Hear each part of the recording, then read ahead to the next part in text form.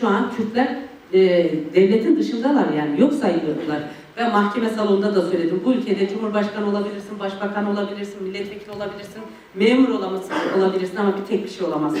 Kürt olamazsın. Ne zaman ki Kürt olursun seni terörist diye yargılarlar. Öyle, çünkü bu inkar siyaseti bu kadar değişiyor. Dolayısıyla bu 27 Şubat programı bununla ilgili bir program. Tabii Sayın Öcalan'ın dediğim gibi bu programda bir manifesto hazırladı. Bu Sertab'ın son sayısında onun özetini yayınladı. Orada da program olarak şöyle ifade etti. Yeni dönem programı 7 başlıktan oluşuyor. 7 başlık: bir doğa anlam ilişkisi, kadın özgürlük perspektifi. Çünkü Sayın Öcalan sadece Kürt sorunun çatışma zemininden çıkarılmasını istemiyor. Aslında yeni yaşamında kadın özgürlüğünü esas alan bir perspektifle konumuz olmadığı açısından mesela ilk çelişkinin kadın erkek arasındaki çelişki tespiti de bu açıdan önemli ve 30 bin yıllık bir tarih göndermesi mevzusu da işte kasti katil değerlendirmeleri ve kadın etrafında oluşan komüne yönelik saldırı, arkasından gelişen hani sınıfların bunun üzerine, yani ilk eşitsizlik nedeniyle sınıf çelişkisinin doğduğu tespiti önemli. Şimdiye kadar bütün isyanlar zorla bastırılmış. Kürt liderlerin hepsi son sözünü dar ağacında söylemiş. Sayın Öcalan da bir tespiti, aslında bütün Kürtler son sözünü, Kürt liderler son sözünü dar ağacında söyledi. İlk kez biz müzakere masasında söylüyoruz diye. İlk kez meclis İmralı'ya gitti. Sorunun siyaseten çözülmesi açısından bir adım attı. Bu da yeni bir kırılma noktası. Yani Kürtlerle birlikte gelecek kurma açısından.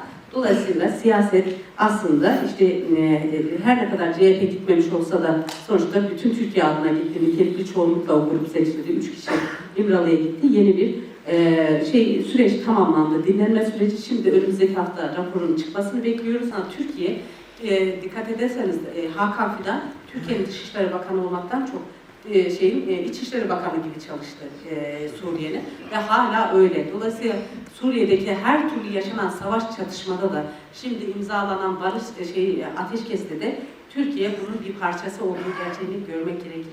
O savaş çatışmanın yaşandığı esas da Kürtlere yönelik soykırım siyaseti uluslararası bir komployla, Sayın Öcalan da bunu böyle tanımladı. Yeni bir komployla 6 Şubat'ta Paris'te Kürtlere saldırının önüne açıldı. Yeşil ışık yakıldı. Yani Şam İsrail'le anlaştı. ABD'nin denetiminde, İngiltere'nin de bunun rolü var, Fransa'nın rolü var ve gerçekten Kürtlerin ve dostların direnişi olmasaydı bugün biz bu salonda barışı konuşmuyor olacaktık, başka bir durumu konuşuyor olacaktık. Kürtler soykırım saldırısını durdurdu ama henüz tehlike geçmiş değil. Bu tehlike sadece Kürtler açısından değil ve aslında burada amaçlanan gerçekten 100 yıla yayılacak bir Kürt-Türk Savaşı, Arap-Kürt Savaşı, Orta Doğu'yu savaş çatışma zemininden tutmak isteyen bir 100 yıllık siyasetin bir 100 yıl daha sürdürülmeye yaklaşımı. Şimdi buna halklar kısmen dur dedi. Ama bunun gerçekten güvenceye kavuşması ve Türkiye'deki barış sürecinin başarılı olabilmesi Rojava'daki Kürtlerin özgürlüğünün güvence altına alınmasıyla çok bağlantılı. Bölge barışını da, iş barışı da bununla tesis edecek ama barış lafını o almıyor. Daha hiç almadı. Sadece bazı uluslararası görüşmelerde bölgenin istikrarı, barışı, kalıcı barış bilmem ne için Türkiye şart. Türkiye'nin müdahalesi şart. Şimdi İran meselesinde ara buluculuk siyasetinin aynı cümleleri kuruyor. İran ara buluculuk. En son Libya'ya ara buluculuk olurken NATO uçağının kabininde oturuyordu. NATO'nun Libya'da ne işi var diyordu. Ama uçak kokpitinde, savaş uçaklarının kokpitinde Türkiye oturuyordu. Bu siyaset önümüzdeki dönem açısından bütün bu coğrafya kadar Türkiye halklarını da hem yoksullaştırıyor, hem sömürüye artırıyor, hem bir anlamda aslına bakarsanız çok küçük bir azınlığı, aynı dünya genelinde olduğu gibi çok küçük bir azınlığı zenginleştiriyor. Onun için de işte Hakan Fidan uçağına bakın, görürsünüz. Erdoğan uçağına indirdiklerine bakın, götürdüğü sermaye gruplarının temsilcilerine bakın, dünya ticaret, Türkiye İhracatçılar Birliği'nden TÜSİAD'ına kadar uzanan sermaye kurumlarının temsilcilerine görebilirsiniz. Coğrafyada yüzlerce yıldır isyanlar hiç bitmemiş. Sadece etnik ya da mezhepsel anlamda isyanlardan bahsetmiyorum yani. İşte bugün yaşadığımız bu coğrafya, Muğla, Ege coğrafyası da öyledir.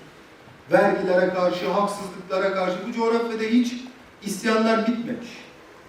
Şimdi genç arkadaşlarımıza, öğrenci arkadaşlarımıza Türkiye Sosyalist Hareketi'ne dair bir eğitim verdiğimizde işte o 20'lerden itibaren süreci anlattığımızda hayretler içerisinde kalıyor.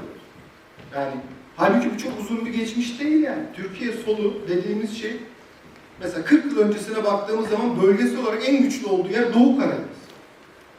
Değil mi? Bu işin bir mayası var.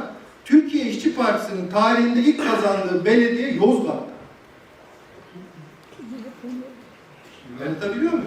Şimdi onun için sevgili arkadaşlarım bizim bundan gocunmamamız gerekiyor. Biraz konfor alanlarımızı yıkmamız gerekiyor. Burada biz bizeyiz. Buradan da hepimize bir görev ve sorumluluk yükleyelim. Mesela bu toplantıyı bir sonraki yaptığımızda herkes bir tane örgütlü olmayan insanı getirirse aslında birçok şeyde amacımıza ulaşmış olur. Bu konfor alanından da neyi kastediyorum? Mesela biz bir yerde yeni ilk örgütlenmeye gittiğimizde diyoruz ki Alevi mahallesi nerede? Kürtler nerede? Tamam tabii ki oralara da bakacağız ama ya arkadaşlar bu işin bir de diğer tarafı var. Ve biz bu alanı boş bıraktıkça hayat boşluk tanımıyor.